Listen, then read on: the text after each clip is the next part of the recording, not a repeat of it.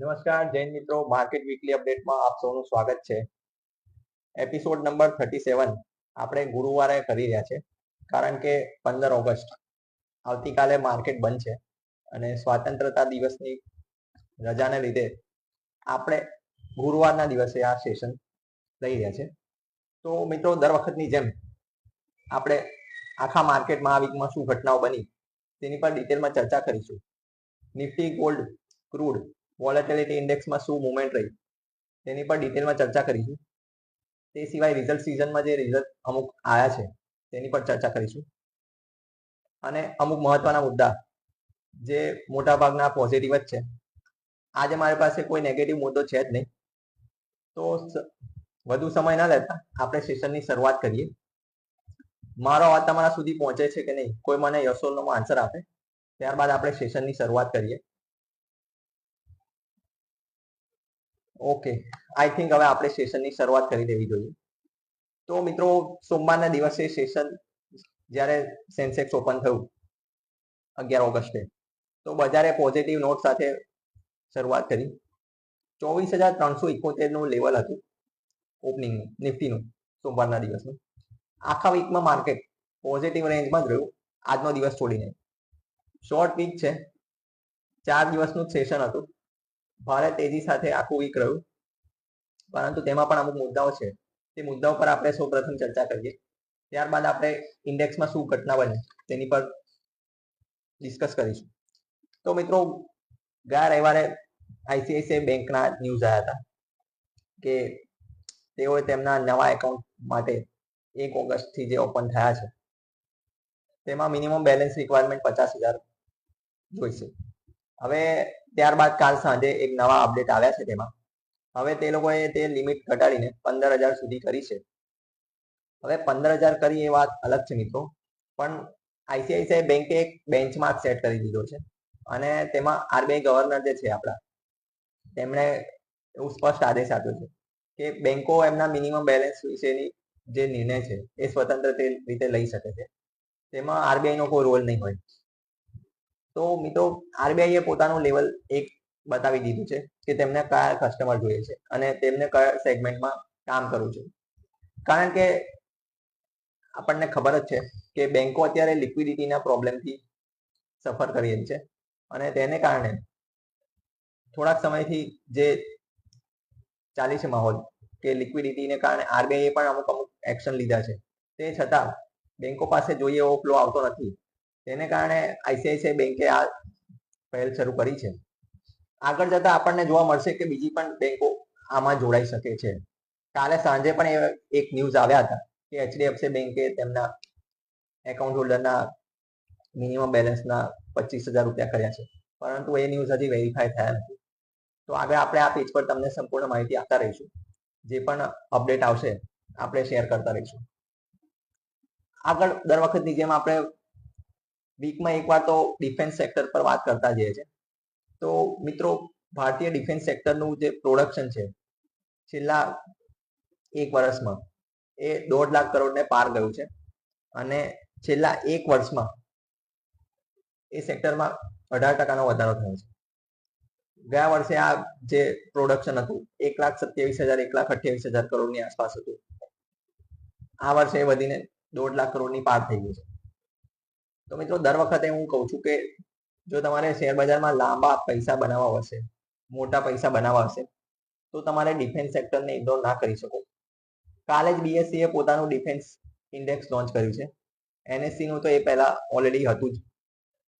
Already defence સેક્ટરમાં મિત્રો આપણે જોવા જઈએ તો મ્યુચ્યુઅલ ફંડ કેટેગરીમાં 3 મ્યુચ્યુઅલ ફંડ ઓલરેડી છે, જે હું દર વખતે ડિસ્કસ કરું છું, જેમાં 2માં તમે એક્ટિવલી પાર્ટિસિપેટ કરી શકો છો. બંને ઇન્ડેક્સ ફંડ છે. ત્રીજોમાં હું એટલે રેકમેન્ડ નથી કરતો એચડીએફસીનો, કારણ કે એમાં સબસ્ક્રિપ્શન બંધ છે, એટલે તમે ચાહીને પણ એચડીએફસીમાં ઇન્વેસ્ટમેન્ટ નહીં કરી શકો. એ સિવાયના 2 જે ફંડ છે એ આદિત્ય બિરલાનું છે અને મોતીલાલ ઓસવાલનું ડિફેન્સ ઇન્ડેક્સ ફંડ છે. એ બંનેમાં તમે લોંગ ટર્મ સાથે ઇન્વેસ્ટ કરી શકો છો. મિત્રો, હું અહીંયા તમને જે પણ માહિતી આપું એ તમારા જનરલ અવેરનેસ માટે આપું છું. તમારે કોઈ પણ એક્શન લેવી હોય તો તમારે તમારા ફાઇનાન્શિયલ એડવાઇઝરનો એપ્રોચ કરવો જોઈએ, કારણ કે અમે અહીંયા જે પણ માહિતી આપતા આવીએ છીએ તે તમારી ફાઇનાન્શિયલ અવેરનેસ વધે અને માર્કેટમાં તમારી કોઈ પણ ડર કે શંકા હોય એ દૂર થાય તેના માટે અમે અહીંયા આવતા આવીએ છીએ. પરંતુ કોઈ પણ એક્શન કે કોઈ પણ ટ્રેડ લેતા પહેલા તમારે તમારા ફાઇનાન્શિયલ એડવાઇઝરનો એપ્રોચ કરવો જોઈએ. બીજું મિત્રો કે અમારી કોઈ પેડ ચેનલ કે પેડ સર્વિસ છે નહીં. અમે જે પણ માહિતી આપીએ છીએ એ ફૂલ્લી ફ્રી છે. અને તમે જો અમારી સાથે જોડાવા માંગતા હો તો આપેલ લિંકથી તમે અમારી સાથે જોડાઈ શકો છો. અન્યથા તમે અમારો અંગતમાં પણ સંપર્ક કરી શકો છો. હવે આગળ વાત કરીએ મિત્રો કે જે આ મ્યુચ્યુઅલ ફંડની મેં વાત કરી, તો ગયા વીકમાં પણ મેં તમને વાત કરી હતી કે 34,000 કરોડનું બાઇંગ થયું હતું ગયા વીકમાં ડીઆઈઆઈ દ્વારા. આ વીકમાં પણ ડીઆઈ દ્વારા જબરજસ્ત બાઇંગ થયું છે. તેની પર તો આપણે ચર્ચા કરીશું, પરંતુ તે પહેલા ગયા મહિનાના જે એસઆઈપીના જે ડેટા આવ્યા મ્યુચ્યુઅલ ફંડ ઇન્ડસ્ટ્રીના, તેની પર આપણે થોડીક નજર કરીએ. તો મિત્રો 28,000 કરોડની એસઆઈપી બુક પાર થઈ ગઈ છે ભારતમાં. એક્ઝેક્ટ અમાઉન્ટ આપણે જોઈએ તો 28,464 કરોડનું આવ્યું છે. એટલે દર મહિને આટલી એસઆઈપી જશે માર્કેટમાં. નો ડાઉટ તેની સાથે સ્ટોપેજ રેશિયો પણ છે, પરંતુ આ નવી એસઆઈપી બુક છે. તેની સાથે સાથે આપણે જોઈએ મિત્રો, ટોટલ એયુએમ જે છે મ્યુચ્યુઅલ ફંડ ઇન્ડસ્ટ્રીનું 75.35 લાખ કરોડ થઈ ગયું છે.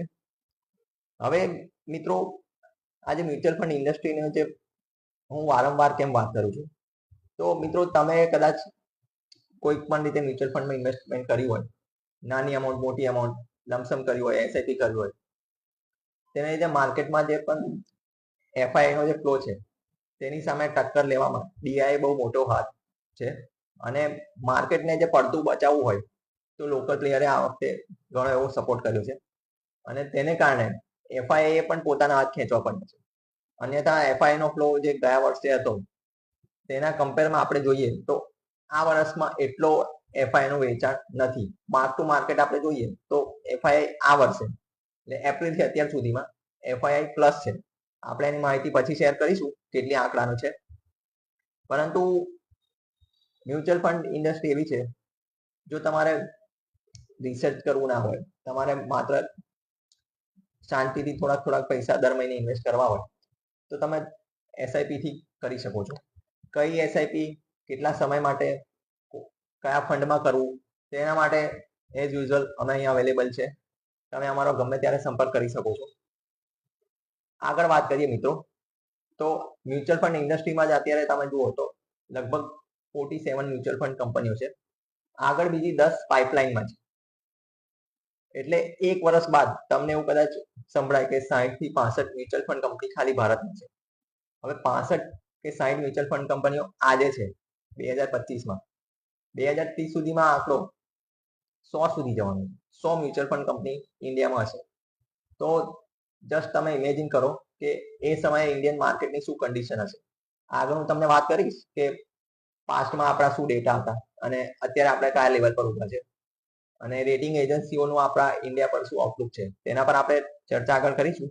પરંતુ આ મેં તમને જસ્ટ બ્રીફ આપ્યું કે ભારતની ઇકોનોમીને જો કોઈ બચાવી રાખ્યું હોય, ભારતની ઇકોનોમીને જો કોઈ સહારો આપ્યો હોય, તો એ મ્યુચ્યુઅલ ફંડ ઇન્ડસ્ટ્રી છે. અને તેમાં તમારા જેવા રિટેલ ઇન્વેસ્ટરોનો ઘણો મોટો ફાળો છે, જે શેર બજારને એક મોરલ સપોર્ટ આપી રહ્યા છે. આગળ આપણે જોઈએ મિત્રો, તો M&M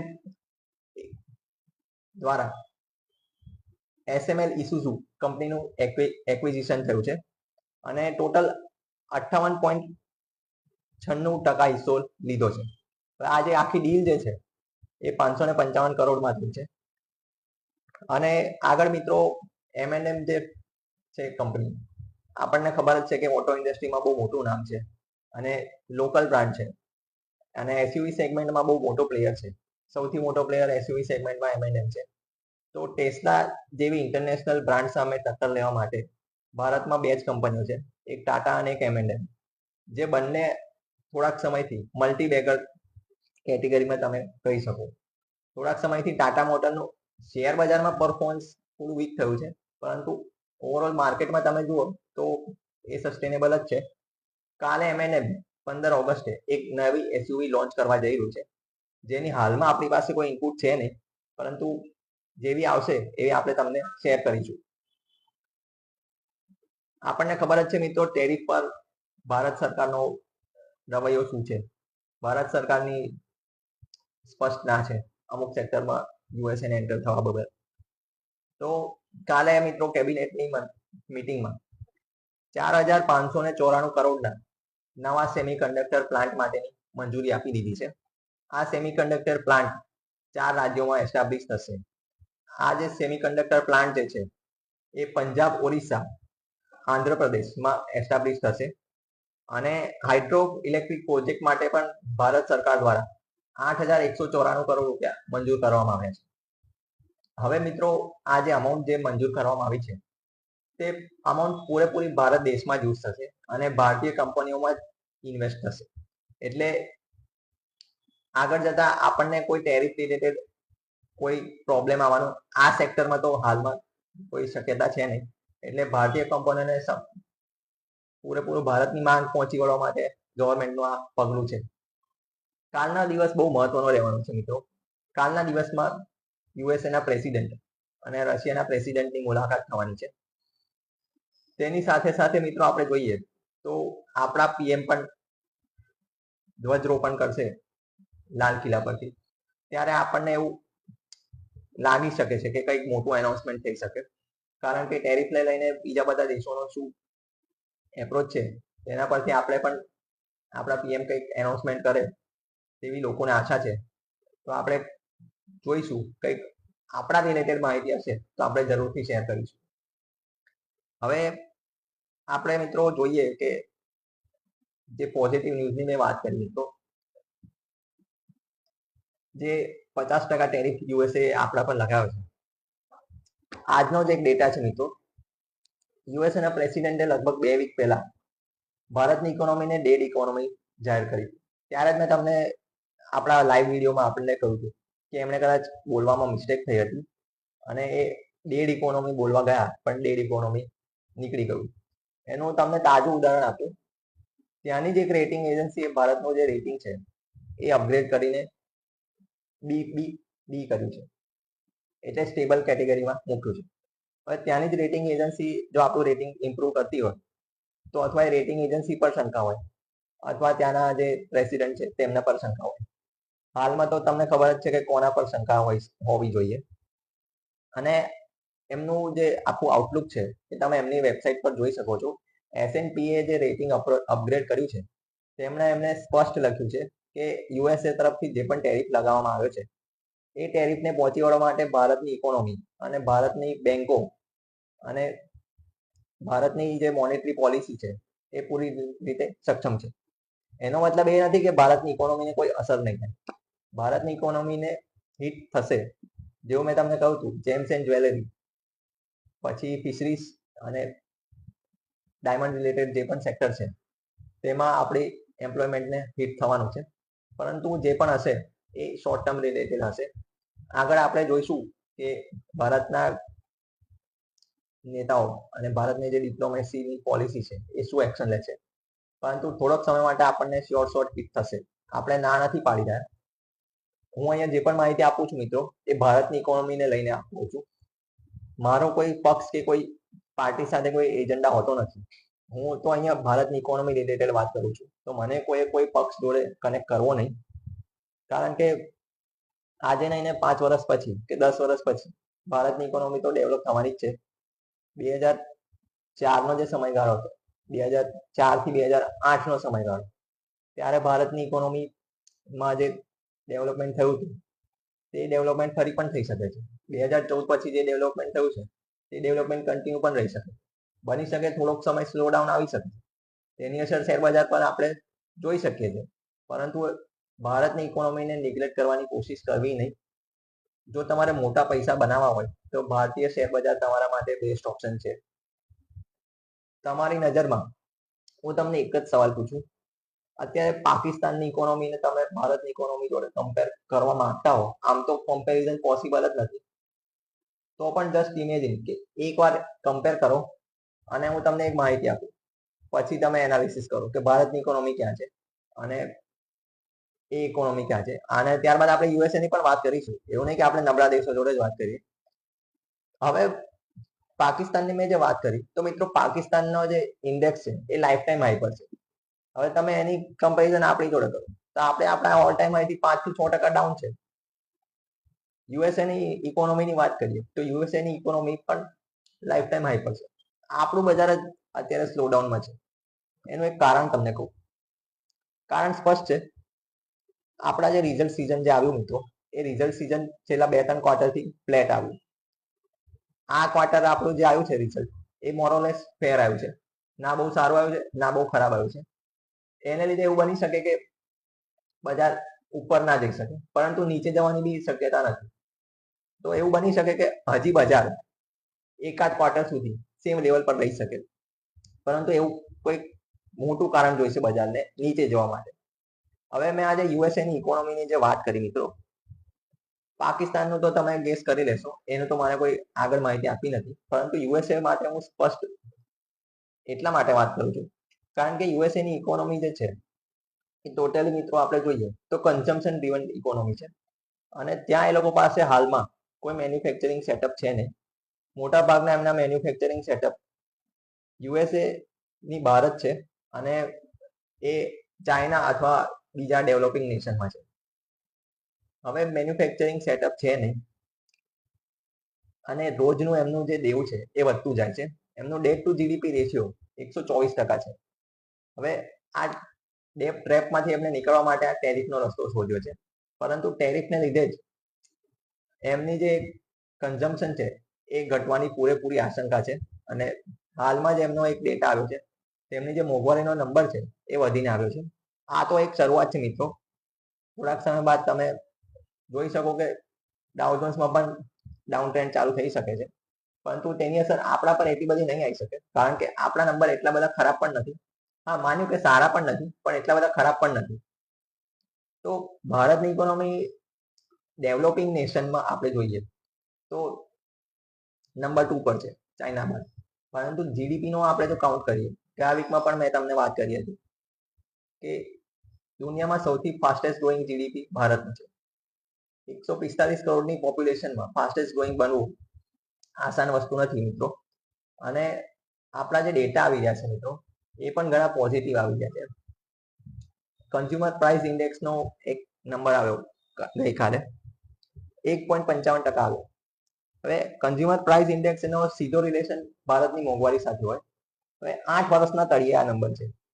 હવે આ કન્ઝ્યુમર પ્રાઇસ ઇન્ડેક્સને તમે તમારા ઇન્ફ્લેશનને જોડે કોરિલેટ ના કરશો, કારણ કે એકચ્યુઅલ મોંઘવારી અને રિયલ મોંઘવારીમાં ખાસો એવો ડિફરન્સ હોય. કારણ કે ગવર્મેન્ટ એવી જ પ્રોડક્ટ લેતી હોય છે જે નેસેસરીમાં આવે. આપણે અમુક વસ્તુઓ એવી કન્ઝમ્પશન કરતા હોય જે નેસેસરી ના પણ હોય.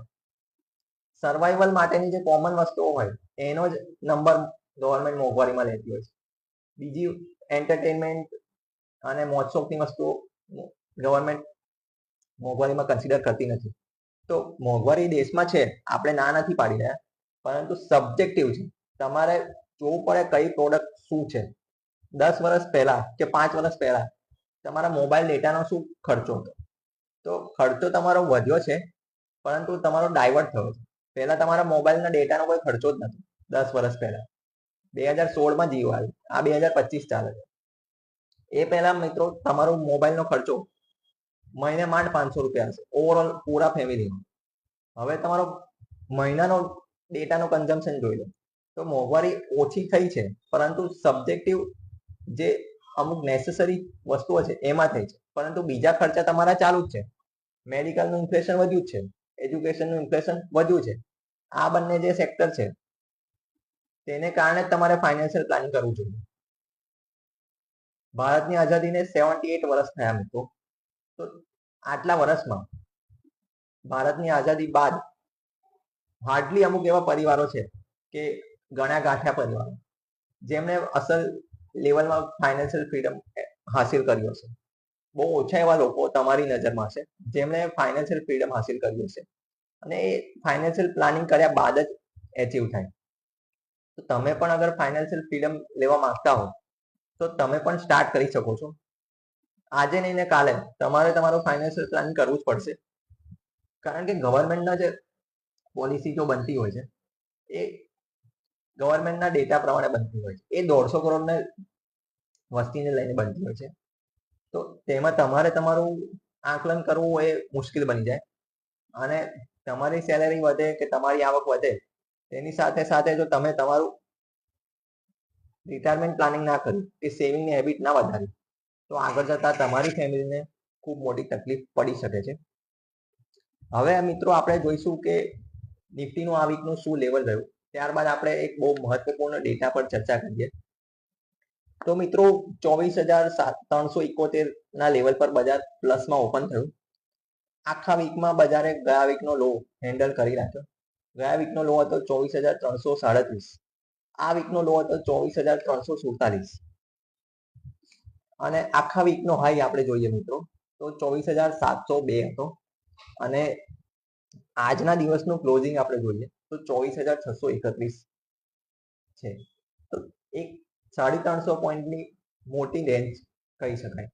હાલમાં આપણે જોઈએ તો બજારનો મેજર સપોર્ટ 24,350 24,300 કહી શકાય.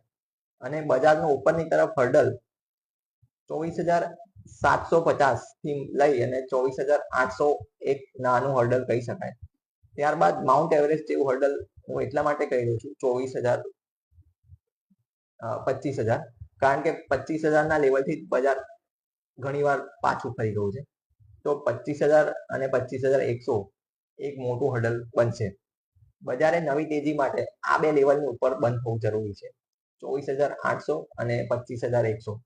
તો બજારની આ રેન્જ રહી શકે છે. બજારની આ રેન્જ પાછળ બીજા ઘણા બધા ફેક્ટર કામ કરી શકે છે મિત્રો.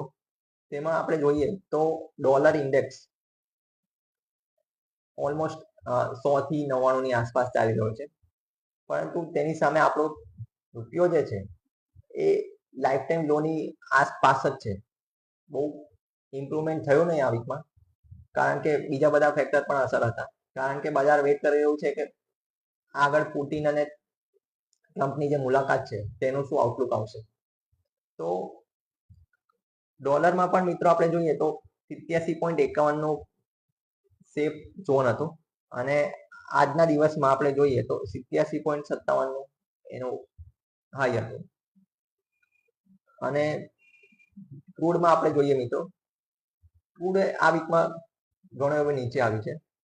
66.85 નું એનું ઓપનિંગ નું લેવલ હતું હાઈએસ્ટ મંગળવારના દિવસે, અને આજના દિવસે એનું 65.90 નું હતું ઓપનિંગ. તો ક્રૂડ તો ઓલમોસ્ટ નીચેના લેવલ પર જ છે. તેને કારણે આપણી ઓઇલ કંપનીને ઘણો એવો ફાયદો થઈ રહ્યો છે. પાસ ઓન કઈ રીતે કરશે એ આપણે જોવું રહ્યું, કારણ કે ખાસા એવા ટાઈમથી લગભગ આપણે જોઈએ તો 2025 ની શરૂઆતથી જ ક્રૂડ $70 ની અંદર છે. હાર્ડલી 5-6 વાર એવું બન્યું હશે કે $70 ની ઉપર ગયું હશે. બાકી લગભગ આપણે જોઈએ તો $75 ની ઉપર તો ગયું નથી જ. તો આપણી એના પર નજર હશે અને આપણે આપણા વ્યૂ શેર કરતા રહીશું. હવે મિત્રો ગયા વીકમાં એક ન્યૂઝ આવ્યા હતા, ગોલ્ડ પર ટેરિફ લાગવાની આશંકા હતી. જેવું યુએસએના પ્રેસિડેન્ટે આ વાત ડિક્લેર કરી હતી, તેની સાથે ગોલ્ડમાં અચાનક શાર્પ રનઅપ આવ્યું હતું. પરંતુ ત્યારબાદ એમણે સામેથી કહ્યું કે એવું કોઈ ન્યૂઝ છે નહીં. તો જેવા આ ન્યૂઝ આવ્યા ત્યારબાદ ગોલ્ડમાં જે રેલી હતી એ અટકી ગઈ. એનો મતલબ એ નથી કે નીચે આવી ગયું. ગોલ્ડમાં રેલી હતી એ માત્ર પોઝ થઈ છે. આજનો જે ગોલ્ડનું લેવલ છે 1,297 રૂપિયા છે, અને આખા વીકનો જે હાઈ છે એ 1,01,098 રૂપિયા છે. તો 1,02,000 થી 1,00,000 ની રેન્જમાં ગોલ્ડ આખા વીકમાં રહ્યું. તો ગોલ્ડમાં મિત્રો તમે જોવા જાઓ તો મેં ગયા વીકમાં પણ તમને કહ્યું હતું કે જ્યારે વૈશ્વિક બજારોમાં આશંકાનો માહોલ હશે, જ્યારે દુનિયામાં અનિશ્ચિતતાનો માહોલ હશે, ત્યારે ગોલ્ડ આઉટ પરફોર્મ કરશે તમામ એસેટ ક્લાસને.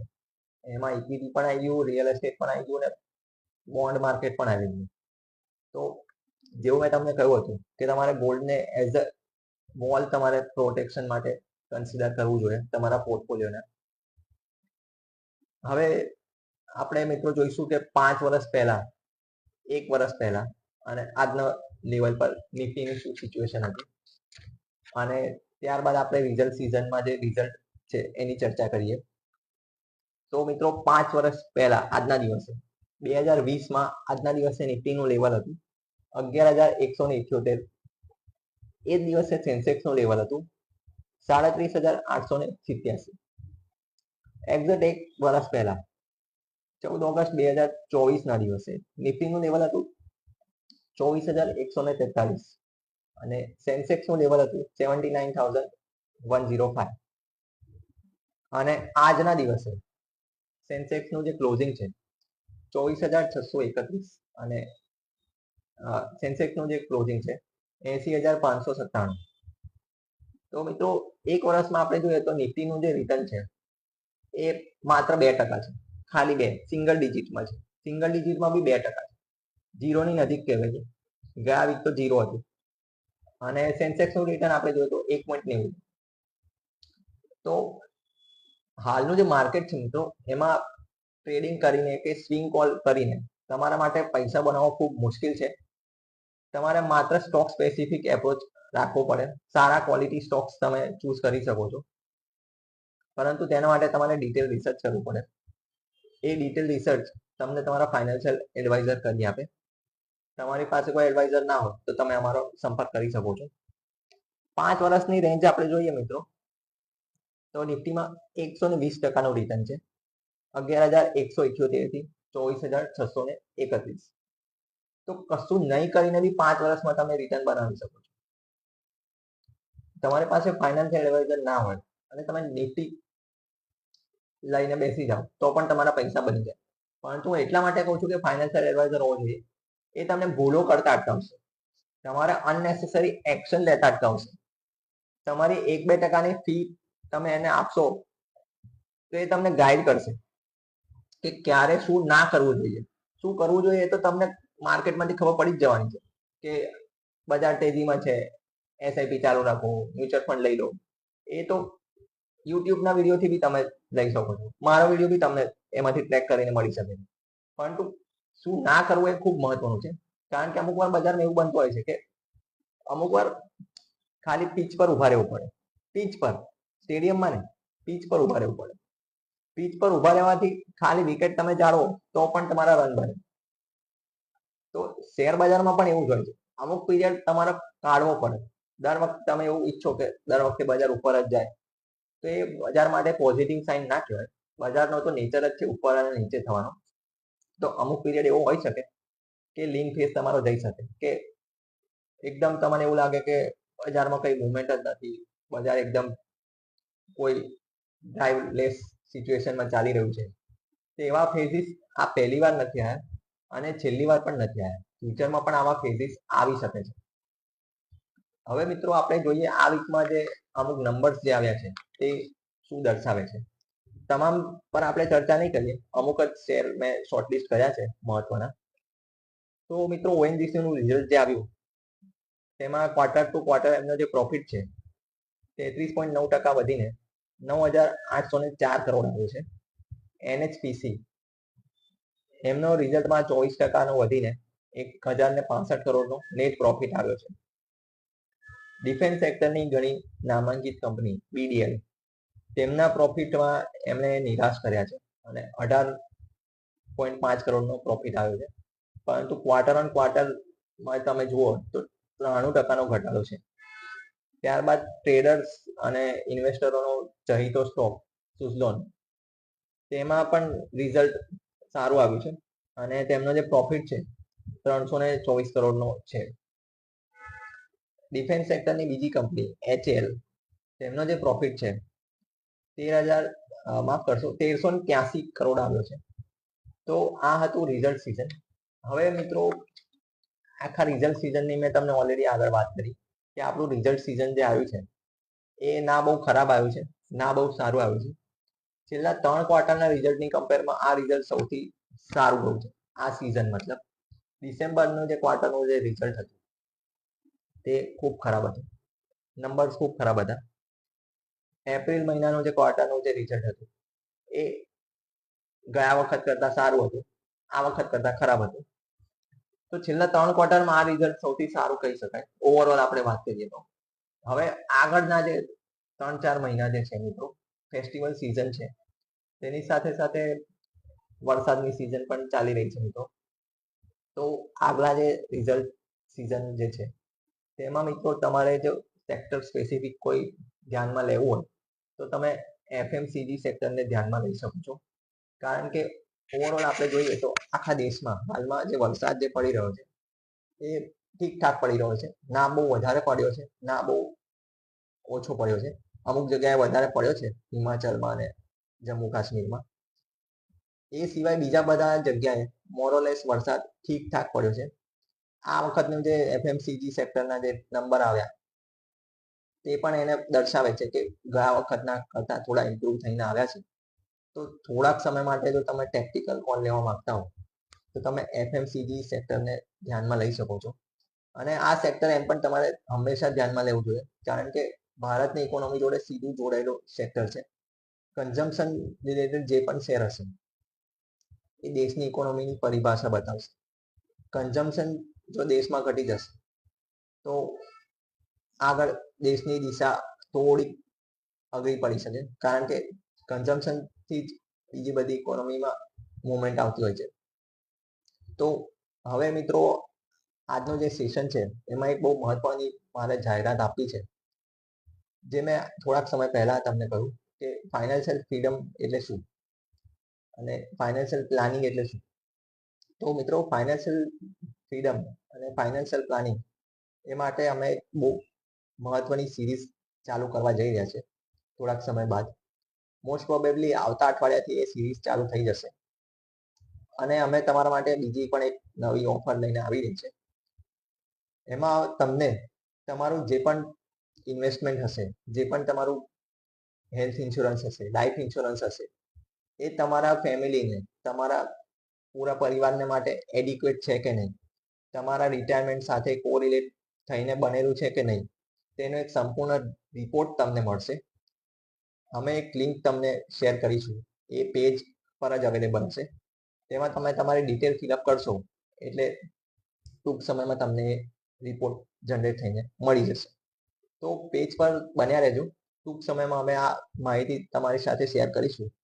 ઇન બિટવીન તમારે કોઈ પણ માહિતી જોઈતી હોય, કોઈ શેર સંબંધિત, કોઈ સેક્ટર સંબંધિત કે કોઈ અન્ય કોઈ ફાઇનાન્શિયલ પ્લાનિંગ વિશે તમારે કંઈ પણ માહિતી જોઈતી હોય તો તમે અમને અંગતમાં પૂછી શકો છો. તો હવે મિત્રો આપણે મળીશું આવતા અઠવાડિયે. ત્યાં સુધી જય હિન્દ, વંદે માતરમ. 15 ઓગસ્ટની અને જન્માષ્ટમીની તમામ ભારતીયોને શુભકામનાઓ. ભારત દેશની ઇકોનોમી આગળ વધે અને શ્રી કૃષ્ણ ભગવાનની કૃપા તમામ ભારતીયો પર બની રહે તે સાથે જય હિન્દ, વંદે માતરમ, જય શ્રી કૃષ્ણ.